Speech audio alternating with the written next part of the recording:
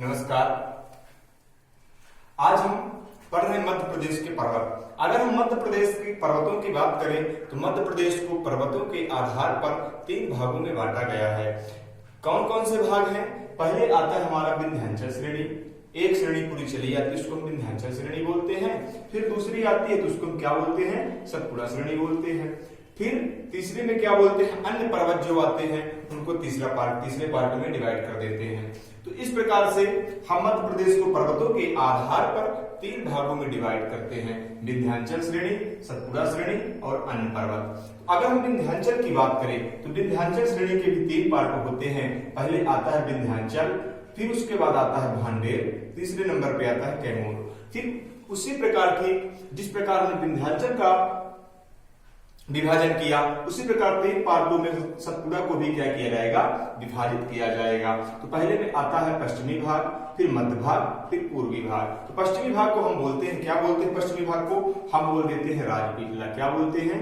राजपीपला। मध्य भाग आता है तो मध्य भाग को हम बोल देते हैं महादेव। क्या बोलते हैं? महादेव बोलते हैं। और पूर्वी भाग आता है तो इसे हम बोल देते हैं क्या? मैकाल श्रेणी। मैकाल श्रेणी, ठीक है ना।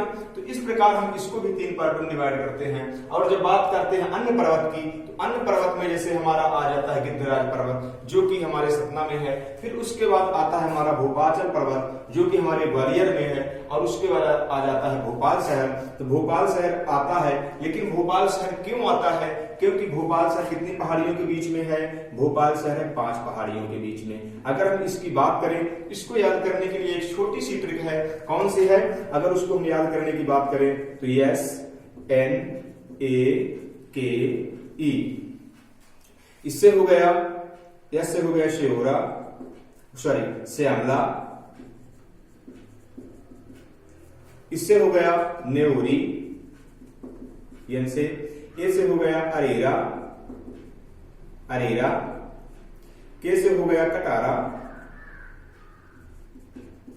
और ई से हो गया ईदगाह। तो 5 पहाड़ियों के बीच में हमारा भोपाल शहर बसा है। ये भोपाचल कहां पे है? ग्वालियर।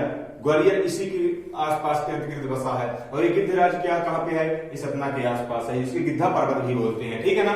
तो अब हम यहां से स्टार्ट करते हैं विंध्याचल से, ठीक है ना। अगर हम विंध्याचल की बात करते हैं तो ये पूरी श्रेणी यहां से लेकर और यहाँ पूरी लास्ट तक क्या है? आ जाती है, जिसको हम विंध्याचल कहते हैं। इसको हमने 3 पार्टों में बांटा। पहला हमारा विंध्याचल है, फिर भांडेर है, फिर क्या है? कैमूर है। अगर हम विंध्याचल की बात करते हैं तो यहाँ पे क्या आ जाता है? यहाँ पे आता है विंध्याचल पे ये मांडू की, ठीक है ना, जिसे धार पे, कहां पे है ये? धार, जिसे बोलते हैं city of Joy, city of Joy,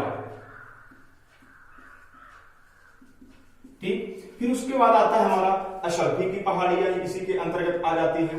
बाजू पॉइंट भी इसी के अंतर्गत आ जाता है। जानापाव पहाड़ी जो कि हम जानते हैं कि इंदौर में यहाँ से कौन सी नदी निकलती है? चंबल नदी निकलती है। फिर काकड़ी बरड़ी यहाँ से कौन सी नदी निकलती है? शिप्रा नदी निकलती है। ये दोनों स्थान कहाँ पे है? इंदौर के आ जाते हैं। उसके बाद हम आते हैं तो यहाँ पे हम देखते हैं कि जो सबसे ऊंची चोटी होती है तो होती है सलकनपुर पर्वत, जहां पे बीजासन देवी का मंदिर है। बीजासन देवी का मंदिर इंदौर के आसपास ही है, ठीक है ना। तो सलकनपुर पर्वत है, ठीक, बीजासन देवी का मंदिर है यहाँ पे, ठीक है ना। फिर उसके बाद सबसे सॉरी यहाँ पे क्या आता है? यहाँ पे भीमबेटका भी आता है। भीमबेटका कहाँ पे है? रायसेन में। अगर हम भीमबेटका की बात करते हैं तो भीमबेटका में क्यों, किस लिए प्रसिद्ध है भीमबेटका? तो भीमबेटका में क्या है? पुरातात्विक, यानी अगर हम बात करें कि नवपाषाण काल में यहाँ पे क्या हुआ? चित्रकारी खोजी गई थी, ठीक है ना। फिर उसके बाद हम आते हैं कहां पे? भांडेर रेंज में। तो भांडेर की अगर हम बात करते हैं तो ये क्या है? पन्ना दमोह रेंज जिसे बोलते हैं। पन्ना से दमोह तक ये क्या है? रेंज फैली हुई है। यहाँ की सबसे ऊंची चोटी कौन सी है? तो यहाँ पे केवल इतना ही पढ़ने लायक कि सबसे ऊंची चोटी क्या है? यहाँ पे गुड़गिल है, ठीक है ना। सद्भावना गुड़गिल है यहाँ की सबसे ऊंची चोटी। कितनी है? 752 मीटर है, ठीक है ना। फिर उसके बाद हम आते हैं कैमूर रेंज में। अगर हम कैमूर रेंज की बात करते हैं तो क्या है? ये विंध्याचल का पूर्वी भाग होता है। विंध्याचल पर्वत का क्या होता है? पूर्वी भाग होता है, जिसे हम क्या बोलते हैं? कैमूर बोलते हैं, ठीक है ना। फिर यहां से अगर हम बात करते हैं तो कैमूर रेंज से ही जो कटनी जिला है, कटनी से कौन सी नदी का उद्गम होता है? तो यहां से होता है एक नदी निकलती है, केन नदी का क्या होता है? उद्गम होता है यहां से, ठीक। इसी रेंज पे एक पर्वत मिलता है जिस पर्वत का नाम है त्रिकुटा पर्वत। क्या नाम है? त्रिकुटा पर्वत। अगर हम इस पर्वत की बात करते हैं तो ये पर्वत है कहां? ये पर्वत है हमारे कहां पे? त्रिकुटा पर्वत सतना में है। यहाँ पे अगर हम इसकी बात करते हैं तो फेमस क्यों है पर्वत? ये पर्वत फेमस इसलिए है क्योंकि यहाँ पे माँ शारदा का क्या है? मंदिर है। माँ शारदा माता का मंदिर, शारदा माता का क्या है? मंदिर है। इस मंदिर में जाने के लिए कितनी सीढ़ियां चढ़नी पड़ती है? 1063 सीढ़ियां चढ़नी पड़ती है। 1063 सीढ़ियां यहाँ पे चढ़नी पड़ती है इस मंदिर पे जाने के लिए, ठीक है ना। फिर अगर हम यहाँ पे बात करते हैं आगे चल के तो यहाँ पे आ जाता है यमुना और सोन नदी के मध्य जल विभाजक का कार्य करती है। कौन सी श्रेणी? कैमूर श्रेणी। तो ठीक है ना, यहाँ पे मुख्य क्या है? कैमूर श्रेणी में विंध्याचल का पूर्वी भाग है, ये केन नदी का क्या है? उद्गम स्थल है। अब यहाँ पे क्या बात करते हैं? त्रिकुटा पर्वत है यहाँ पे इस श्रेणी में। अगर त्रिकुटा पर्वत की बात करें तो कहां पे है ये? सतना जिले में है ये, ठीक है ना। 1063 सीढ़ियां चढ़नी पड़ती है इसमें ऊपर जाने के लिए। माता शारदा का मंदिर है ऊपर, ठीक है ना। और यहाँ पे हम बात करते हैं तो यहाँ पे कैमूर श्रेणी में क्या है? यमुना और सोन के मध्य श्रेणी क्या करती है? जल विभाजक का कार्य करती है, ठीक है ना।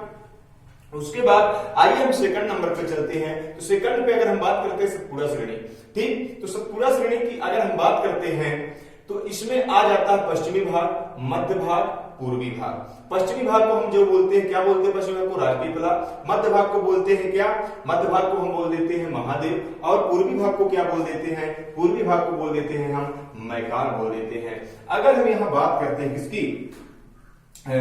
पश्चिमी भाग की, पश्चिमी भाग हमारा हो जाता है राजपीपला, ठीक है ना। यहाँ की जो सबसे ऊंची चोटी है उसका नाम क्या है? उसका नाम क्या है? ये उसका नाम है चूलगिरी। चूलगिरी है। चूलगिरी कितना ऊंची है? तो ये है 1215 मीटर ऊंची है, ठीक है ना।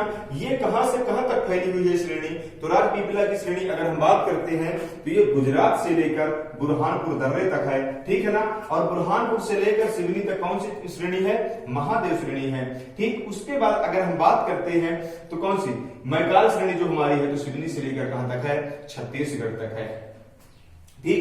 52 गजा का मंदिर, तो 52 गजा का मंदिर कहां पे है? 52 गजा का मंदिर राजपीपला श्रेणी में है, जो कहां पे है? बड़वानी में है, ठीक है ना।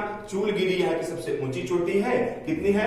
1215 मीटर है। अब हम यहाँ पे अगर राजपीपला की बात करें तो यहाँ पे आ जाता है असीरगढ़ का किला, जिसे बोलते हैं मध्य प्रदेश में दक्षिण का प्रवेश द्वार बोलते हैं, बुरहानपुर पे है, ठीक है ना। फिर यहाँ पे ग्वाली घाट आ जाता है, बीजागढ़ आ जाता है, अखरानी हिल्स यहाँ पे आ जाती है और बड़वानी हिल्स भी यहाँ पे आ जाती है। अगर हम यहाँ पे बात करते हैं महादेव की, देखिए तो कहां से कहां तक है? बुरहानपुर से लेकर सिवनी तक फैली हुई है श्रेणी, ठीक है ना।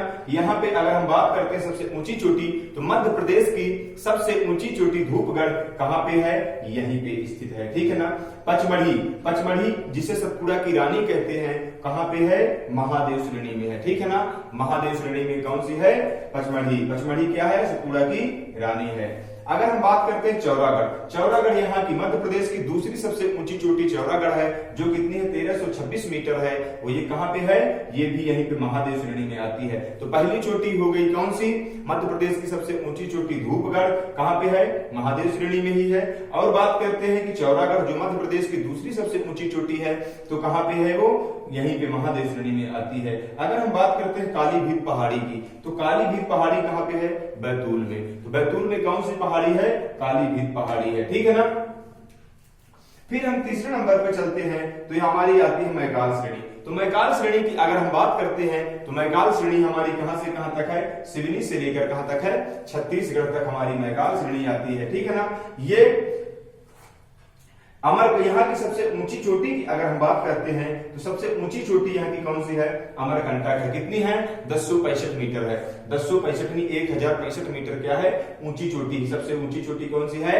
अमरकंटक है, 1065 मीटर है। फिर बात करते हैं किरार घाटी की, तो किरार घाटी क्या है? जो विवादित स्थान था मध्य प्रदेश और छत्तीसगढ़ के मध्य। पहले हम क्या पढ़ते थे कि मध्य प्रदेश का किसी बुक में दिया होता था कि मध्य प्रदेश का क्षेत्रफल कुल कितना है, तो 3,08,245 वर्ग किलोमीटर। कहीं कहीं पे दिया रहता था 3,08,252 वर्ग किलोमीटर। तो ये हमारा वो था विवादित स्थान था किरार घाटी, जो कि कहां पे दे दिया गया है, अब मध्य प्रदेश को दे दिया गया है। तो किरार घाटी कहां पे है, इसी श्रेणी के अंतर्गत आती है, जो कहां पे है, अनूपपुर में है। 7 स्क्वायर किलोमीटर है इसका क्षेत्रफल, ठीक है ना। लाजी हिल्स की बात करते हैं, लाजी हिल्स जो कहां पे है, बालाघाट जिले में है, इसी श्रेणी के अंतर्गत आती है। और सर्वाधिक खनिज की अगर बात करते हैं तो यही श्रेणी मध्य प्रदेश में सर्वाधिक खनिज के लिए जानी जाती है। कौन सी श्रेणी है ये, मैकाल श्रेणी। किसके लिए, कॉपर हो गया, अभ्रक हो गया और मैग्नीज हो गया। तो इस प्रकार हमने अभी तक पढ़ा कि मध्य प्रदेश को पर्वतों के आधार पर 3 भागों में बांटा गया है। पहला हो गया हमारा विंध्याचल पर्वत, दूसरा हो गया सतपुड़ा पर्वत और तीसरा कौन सा हो गया, अन्य पर्वत। अगर हम अन्य पर्वतों की बात करते हैं तो हमारा आ जाता है गिद्धराज पर्वत। ये गिद्धराज पर्वत है कहां पे, गिद्धराज पर्वत है हमारा, अगर हम गिद्धराज पर्वत की बात करते हैं तो गिद्धराज पर्वत हमारा कहां पे है, ये हमारा आ जाता है सतना, कैमूर और अमरकंटक के मध्य में है। इसे गिद्धा पर्वत भी कहा जाता है, ठीक है ना। तो सतना, ठीक है ना, कैमूर और किसके, महादेव पर्वत के बीचों बीच ये कैमूर है और यहाँ की इसके बीचों बीच ये जो हमारा पर्वत बना हुआ है, ये हमारा पर्वत, इसको हम बोल देते हैं गिद्धराज, सतना जिले में आ जाता है। फिर अगर हम इसकी बात करते हैं तो आगे चलते हैं, आगे एक हमारा अन्य पर्वत में आता है, आगे आ जाता है भोपाचल पर्वत। अगर हम भोपाचल पर्वत की बात करते हैं तो ये कहां है, ग्वालियर का किला इसी पर्वत पर बना हुआ है। ग्वालियर का किला किस पर्वत पर बना हुआ है, भोपाचल पर्वत पर बना हुआ है। किसका किला, ग्वालियर का किला इसी पर्वत पर बना हुआ है, ठीक है ना। फिर हम तीसरे नंबर पे आते हैं तो ये भोपाल शहर की क्या है, पहाड़ियां। जैसे हमने बता दिया आपको कि भोपाल शहर कितनी पहाड़ियों के मध्य बसा हुआ है, तो भोपाल शहर कितनी पहाड़ियों के मध्य बसा हुआ है, भोपाल शहर की अगर हम बात करते हैं तो भोपाल शहर बसा हुआ है 5 पहाड़ियों के मध्य। कौन कौन सी पहाड़ियां हैं, एक है हमारी श्यामला, फिर नेवरी, अरेरा, कटारा, ईदगाह। श्यामला, नेवरी, अरेरा, कटारा, ईदगाह। इस प्रकार हमने मध्य प्रदेश के पर्वतों को पढ़ा।